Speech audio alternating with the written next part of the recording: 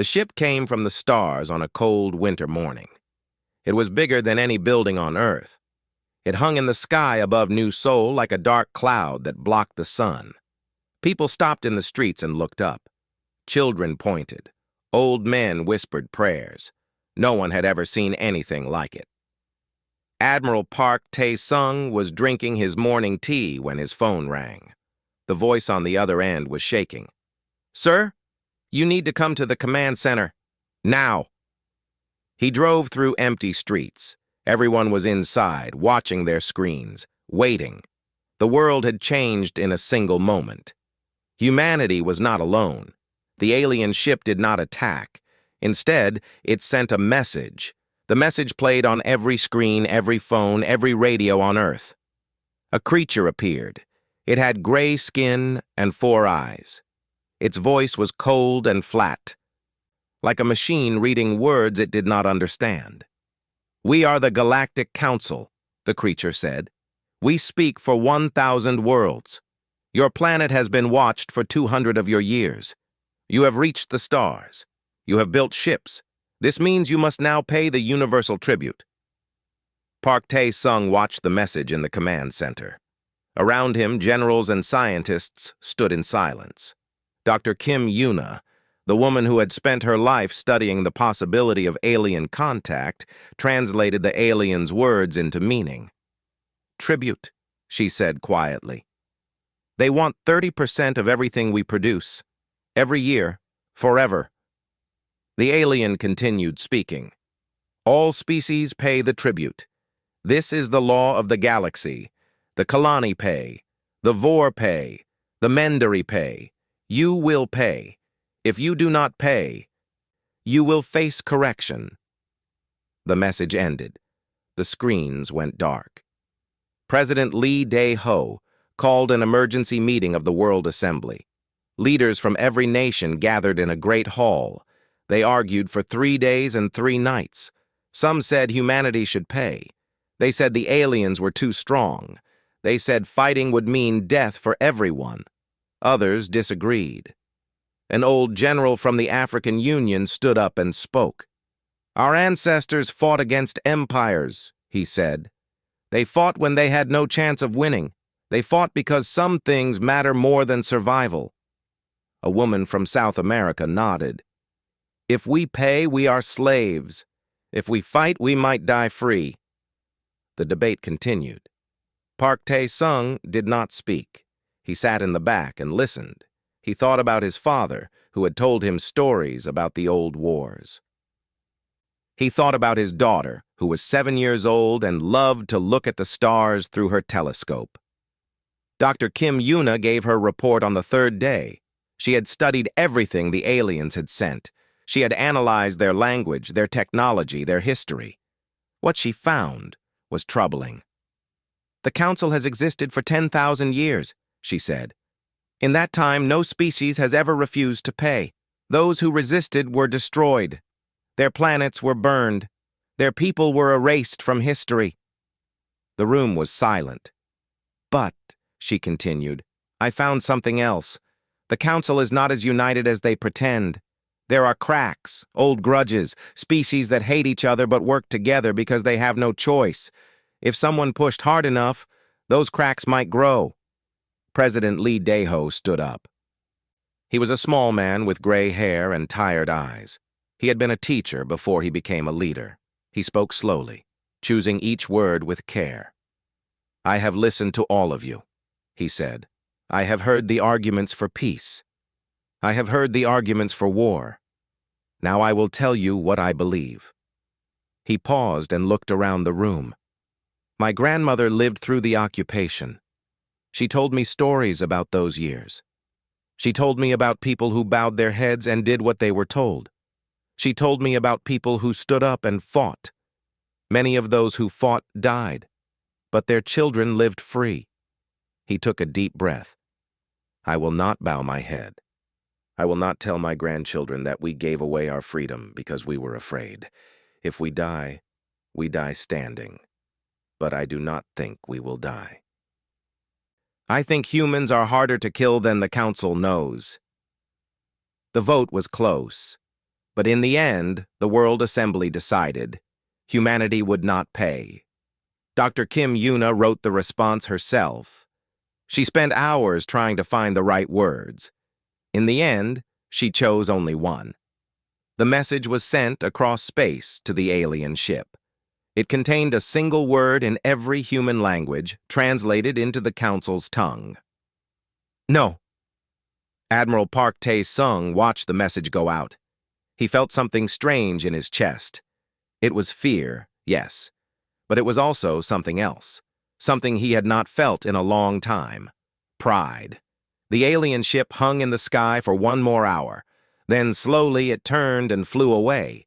It disappeared into the darkness between the stars. Park Tae-sung knew it would return. It would bring warships and weapons and death. But that was a problem for tomorrow. Today, humanity had done something no species had done in 10,000 years. They had said no. He walked outside and looked up at the sky. The stars were bright and cold. Somewhere out there, the Council was learning about Earth's answer. Somewhere out there, other species, slaves and servants and broken peoples, were hearing the news. One small planet had refused to kneel. Park Tae-sung smiled. "Let them come," he whispered. "We will be ready." He did not know if that was true, but he knew one thing for certain. Whatever happened next, humanity would face it together, and they would face it standing up. The Council's response came 6 months later. 400 warships appeared at the edge of the solar system. They were beautiful in a terrible way. Their hulls were black and smooth like polished stone. Their weapons glowed with blue fire. Each ship was larger than anything humans had ever built. High Arbiter Morak commanded the fleet from his flagship, the Voice of Order. He was Vor, a species known for war. His people had conquered 30 worlds before joining the Council. He had personally led the destruction of 2 civilizations that had tried to resist. He looked at Earth through his viewing screen and felt nothing but contempt. These creatures had only been in space for 100 years. They had fewer than 100 ships. They were insects pretending to be warriors. "Send them one final warning," Morak ordered. "Tell them they have 1 day to surrender. If they refuse, we will kill half their population as an example."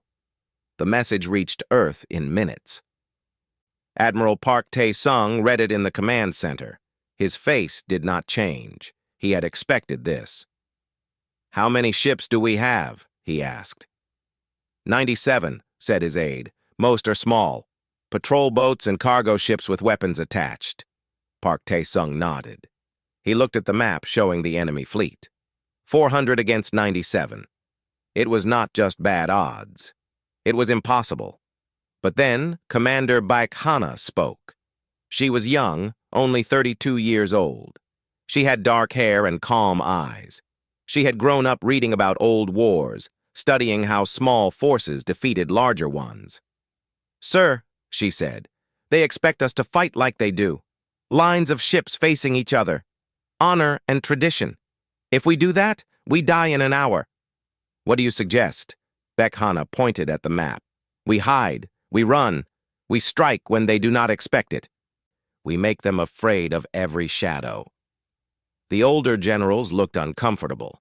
This was not how proper wars were fought, but Park Tae-sung understood. Proper wars were for people who could afford to lose. "Do it," he said. "Take command of the fleet. Fight your way." The human ships scattered like seeds in the wind. They flew into asteroid fields and hid behind moons. They powered down their engines and drifted like dead rocks. The punitive fleet could not find them. Morak was confused. His sensors showed the human ships had simply vanished. "Find them," he ordered. "Search every rock in this system." His ships spread out. They moved in small groups, searching. They flew past Jupiter and its many moons. They scanned the asteroid belt. They found nothing. Then the attacks began. Baek-hana's destroyer, the Gwangaeto, was hiding behind a moon called Io. She watched 3 council cruisers approach. They were not ready for battle. They thought they were hunting, not being hunted. "Target their engines," Bekhana said softly. "Fire on my command." The Guangaito burst from its hiding place. Its missiles flew straight and true. The first cruiser lost its engines and spun helplessly into space. The second took a hit to its weapons array. The third tried to turn and fight, but the Guangaito was already gone, diving back into the shadow of the moon. Across the solar system, the same thing happened again and again. Human ships appeared from nowhere, struck hard, and vanished. Council ships exploded in bright flashes of light. Distress calls filled the communication channels. In 6 hours, the punitive fleet lost 41 ships. They had not destroyed a single human vessel. Morak stood on his bridge and stared at the reports. This was not possible. These primitives, these insects, were making fools of his fleet. His claws dug into the arm of his command chair. "Find them!" he screamed. "Find them and destroy them!" But finding them was the problem. Human ships were small and fast. They knew this solar system better than any council navigator. They knew where to hide, where to run, where to strike. Admiral Park Tae-sung sent Morak a message. His voice was calm and steady. "You came to our home expecting easy prey. You expected us to kneel. You were wrong. We are not your victims. We are not your servants. We are humanity, and we do not break." Morak did not respond. He could not find words. In his entire career, he had never faced anything like this. He had conquered worlds with a wave of his hand. Now he was losing ships to creatures he considered barely civilized. On Earth, people watched the battle reports with growing hope. The first news had been terrifying. 400 ships. How could they survive? But then the number started changing. 40 enemy ships destroyed, then 50, then 60. Children drew pictures of human ships fighting in space. Old soldiers who had fought in Earth's last wars nodded with respect. This Commander Bekhana knew what she was doing. Bekhana did not feel like a hero. She felt tired and scared. Every time she ordered an attack, she knew her people might die. But she also knew that stopping meant death for everyone. She looked at her crew. They were young, most of them. Engineers and pilots and weapons officers who had never expected to fight a war against aliens. But they did not run. They did not hide. They fought. "We can do this," she told them. "We can win this, not because we are stronger, but because we refuse to lose." The battle continued for days. The council fleet grew smaller. Morak grew more desperate. He ordered his ships to stay together, to stop searching, but that only made them bigger targets. Humanity had learned something important. The council was not unbeatable. They were just bullies who had never faced anyone willing to fight back. And now they were facing humanity. And humanity was not afraid anymore. While the battle raged in space, Dr. Kim Yuna worked in a small room on Earth. She had not slept in 3 days. Empty coffee cups covered her desk. Her eyes were red and tired. But she could not stop. She had found something important, and she needed to understand it.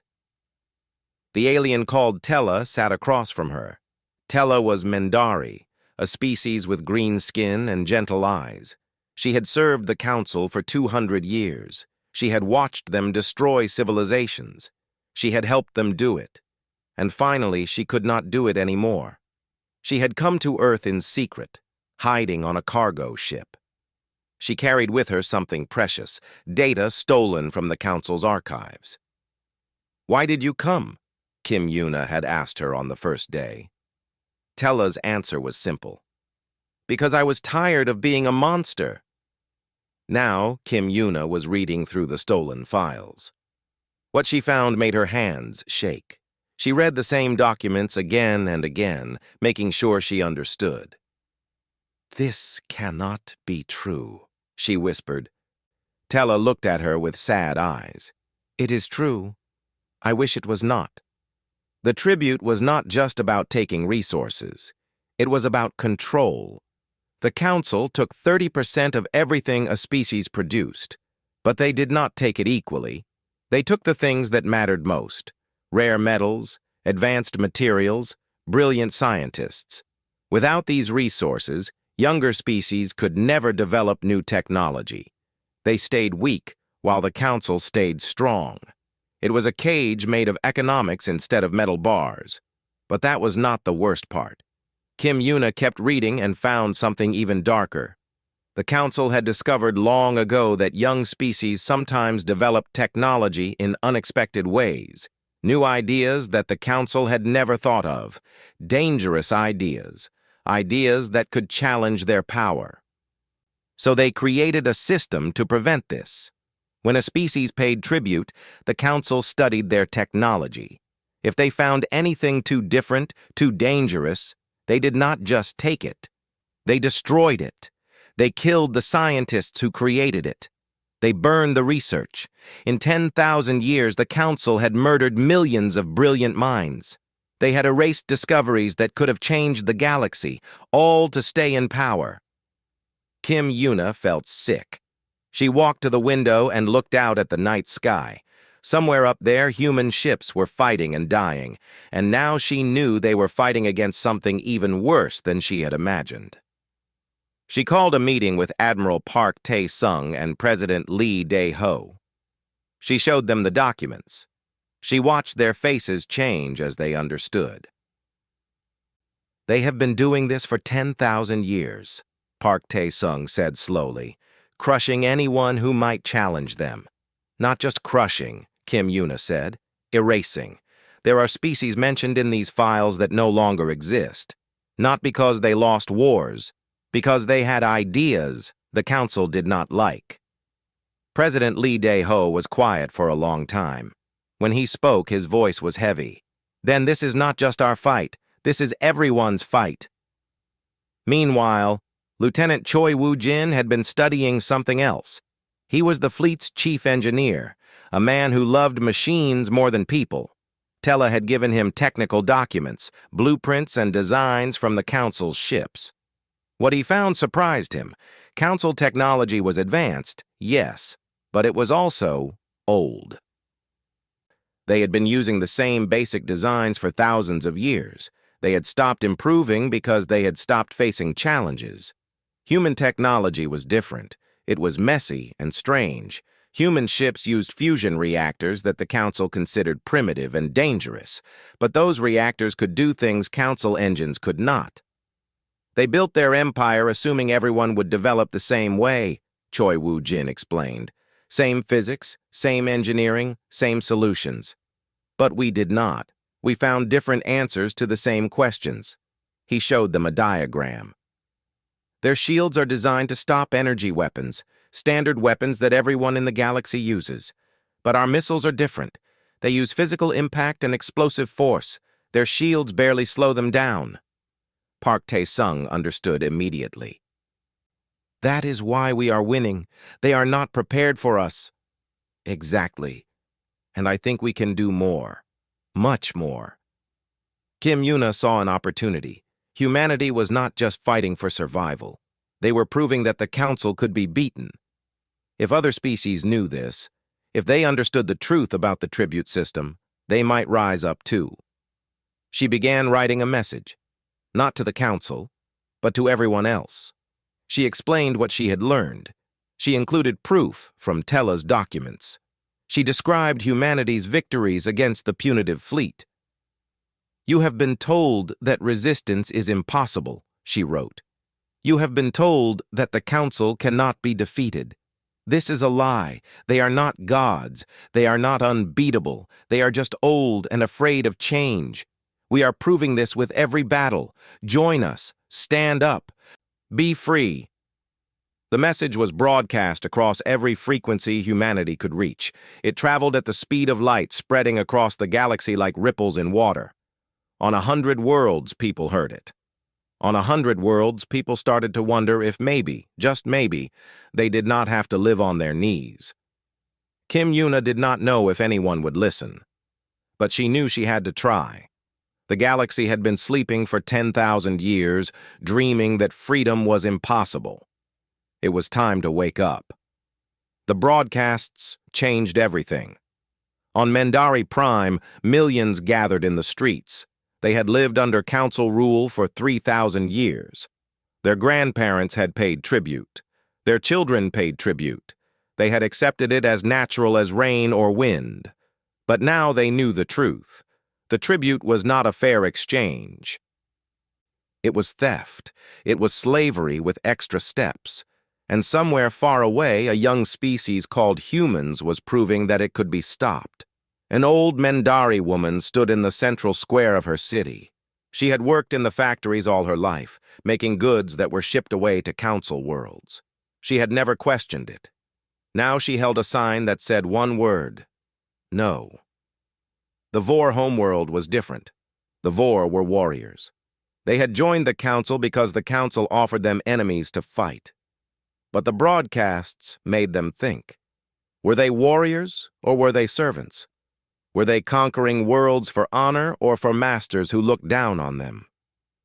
A young Vor soldier named Corral listened to the human message in his barracks. He thought about High Arbiter Morak, who had led the fleet against Earth. Morak had promised easy victory. Instead, he was losing ships every day to creatures half his size. "Maybe the humans are right," Corral whispered to his friends. "Maybe we have been fighting for the wrong side." Even among the Kalani, the founders of the council, there was doubt. Not all Kalani were rulers. Most were ordinary people who worked and lived and dreamed like anyone else. They had been told that the council brought peace and order to the galaxy. Now they learned it brought chains. The council convened an emergency meeting on their capital world. High Chancellor Volus stood before the assembly. He was old and proud, a Kalani who had served the council for 500 years. He had never seen such chaos. "The human broadcasts must be stopped," he said. "Their lies are spreading rebellion across our territories." "They are not lies," someone said quietly. It was a Mendari representative, a young woman who had read Kim Yuna's message with growing horror. "I have seen the documents. They are real." Volus slammed his fist on the table. "It does not matter if they are real. What matters is order. What matters is control. If we lose that, we lose everything." He proposed a terrible solution: the Purifier. It was an ancient weapon, built long ago when the council was young. It could destroy an entire star, killing every planet that orbited it. It had been used only twice in history. Both times, civilizations had been erased completely. "We will destroy Earth's sun," Volus said. "We will kill every human, and we will broadcast their death across the galaxy. That will end the rebellion." The vote was called. For the first time in council history, it did not pass easily. Species that had always obeyed hesitated. Some voted against. The final count was close. The Purifier would be used, but barely. Admiral Park Tae-sung received intelligence about the vote from Tella's contacts inside the council. He knew they had days, maybe weeks, before the weapon arrived. "We have to strike first," Commander Beck Hana said. "We have to show them that we can hurt them, not just defend ourselves." Park Tae-sung agreed, but they could not do it alone. He sent messages to the rebel groups forming across the galaxy. Mendari ships that had defected from the council fleet, Vor soldiers who had deserted, even a few Kalani who were disgusted by what their people had become. A coalition formed. It was small and messy and held together by nothing but hope, but it was real. Their target was the council's primary shipyard. It orbited a gas giant near the center of council space. Hundreds of warships were built there every year. Without it, the council's military power would be crippled. Captain Shin Yunbi of the Hwarang led the assault team. She was a quiet woman who had been a cargo pilot before the war. Now she commanded a crew of fighters from 5 different species. "Stay close and stay fast," she told them as they approached the shipyard. "We hit them hard and we get out." The attack was chaos. Council defenders scrambled to respond. Ships exchanged fire in the darkness between stars. Explosions lit up the void like tiny suns. Shin Yunbi's team fought their way to the station's core. They planted charges on the main reactor. They had 7 minutes to escape before the explosion. They made it with seconds to spare. The shipyard disappeared in a ball of white fire. The blast was visible from worlds light years away. Meanwhile, High Arbiter Morak had gathered what remained of his fleet for one final attack on Earth. He was desperate and angry and afraid. His career was ruined. His honor was destroyed. All he had left was revenge. But Admiral Park Tae-sung was waiting for him. The human fleet, joined by rebel ships, formed a wall at the edge of Earth's solar system. The battle lasted 9 hours. Morak fought with the fury of a wounded animal. But fury was not enough. His ships fell one by one. His flagship, the Voice of Order, was torn apart by missiles from 3 different directions. Morak died screaming, surrounded by the wreckage of his ambition. When the battle ended, Park Tae-sung looked at the debris floating in space. Somewhere in that mess was the body of an alien who had wanted to enslave humanity. Now he was nothing but dust. "It is over," someone said. Park Tae-sung shook his head. "No, this was just the beginning. The real work starts now." He was right. Across the galaxy, the uprising was spreading, the council was cracking, and humanity, the species everyone had dismissed as primitive and weak, was leading the charge. The age of the council was ending. A new age was being born. The council died slowly, like a tree rotting from the inside. It took 1 full year for it to fall apart completely. But once it started, nothing could stop it. First, the Mendari declared independence. Their entire species refused to pay tribute. When the council sent ships to punish them, the ships defected and joined the rebellion. The soldiers inside were tired of fighting for masters who saw them as tools. Then the Vor withdrew. Their warrior caste, shamed by Morak's defeat, disbanded in disgrace. Young Vor like Karal spoke openly against the old ways. They did not want to conquer anymore. They wanted to build something better. The Kalani Dominion, heart of the council for 10,000 years, split into factions. Some wanted to fight until the end, others wanted to negotiate. A few quietly packed their belongings and fled to distant corners of the galaxy, hoping to escape the anger of species they had oppressed for centuries. High Chancellor Volus tried to use the purifier, but the ship carrying it was intercepted by a coalition fleet. Commander Bak Hana led the mission herself. She did not destroy the weapon. She captured it. And then she broadcast its location to every species in the galaxy. "This is what they wanted to use on us," she said in her message. "This is what they have used on others. Never again." The weapon was dismantled piece by piece. Scientists from a dozen species studied it, making sure no one could ever build another. When the last component was destroyed, people across the galaxy celebrated. On Earth, the war was finally over.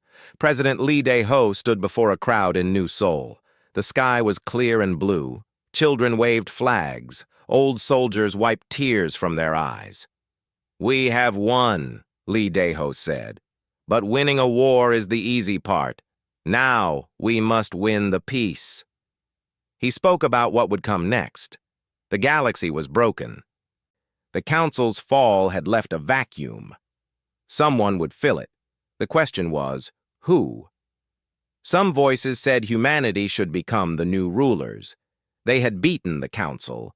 They had earned the right to lead, but Lee Dae-ho refused. "We did not fight to become the new masters," he said. "We fought so that no one would have masters. If we take the council's place, we become what we destroyed. I will not let that happen." Dr. Kim Yuna had a different idea. She proposed something called the Compact of Free Worlds. It would be an alliance, not an empire. Species would join by choice, not by force. They would trade as equals. They would share knowledge openly. No one would collect tribute. No one would bow. The idea spread quickly. The Mendari were the first to join. Tella, the defector who had helped humanity so much, became their first ambassador to the Compact. She had betrayed the Council, but she had saved millions of lives. Her people called her a hero. The Vor joined next. Karal, the young soldier who had questioned his leaders, rose quickly through the new government. He believed that Vor strength should protect the weak, not crush them. Under his influence, Vor ships became peacekeepers instead of conquerors. Even some Kalani joined, not the old rulers, who were too proud and too afraid, but younger Kalani who wanted to build instead of destroy. They brought knowledge and technology that had been hoarded for centuries. Commander Bayek Hana was promoted to admiral. Her job was to build a defense force for the Compact. Not an army of conquest, but a shield for those who could not protect themselves. "We will never start a war," she told her officers, "but we will end any war that threatens our members. That is our promise." The Compact grew slowly. Not every species trusted it. Some had been hurt too badly by the Council to trust anyone. But as years passed and the Compact kept its promises, more worlds joined. The galaxy began to heal. 10 years after the war ended, Admiral Park Tae-sung stood on the observation deck of the Sejong, humanity's new flagship. It was a beautiful ship, built by engineers from 7 different species. It represented everything the Compact stood for: cooperation, trust, hope. Beside him stood his granddaughter, Park Sora. She was 17 now, a cadet in the Fleet Academy. She had grown up hearing stories about the war, about the Council, about humanity's choice to say no. "Grandfather," she said, looking out at the stars, "why did we do it? We could have paid the tribute. We could have lived safely. Why did we risk everything?" Park Tae-sung thought about the question for a long time. He remembered the fear he had felt when the Council's ship first appeared. He remembered the doubt, the arguments, the terrible weight of making decisions that would affect billions of lives. "Because freedom matters," he finally said. "Not just our freedom. Everyone's freedom. When someone tells you to kneel, you have 2 choices. You can kneel and be safe, or you can stand and be human." He put his hand on her shoulder. "We chose to stand, and because we did, others found the courage to stand too. That is why the Council fell, not because we were stronger, because we reminded people that they could fight back." Sora nodded slowly. She looked out at the stars, at the vast darkness filled with worlds and species and possibilities. "What happens now?" she asked. Park Tae-sung smiled. "Now we keep standing. We keep building. We make sure that no one ever has to kneel again." He pointed at the stars. "The galaxy was ruled by fear for 10,000 years. It will take time to replace that fear with trust. But we have time. We have hope. And we have each other." The Sejong turned slowly, its engines glowing soft blue against the darkness. It carried humans and Mendari and Vor and Kalani, all working together, all believing in something bigger than themselves. Behind them, Earth turned peacefully in its orbit. Ahead of them, the galaxy waited. Humanity had changed everything by saying one word. Now they would change it again by building something the galaxy had never seen, a future where every species was free. The stars did not belong to empires anymore. They belonged to everyone brave enough to reach for them.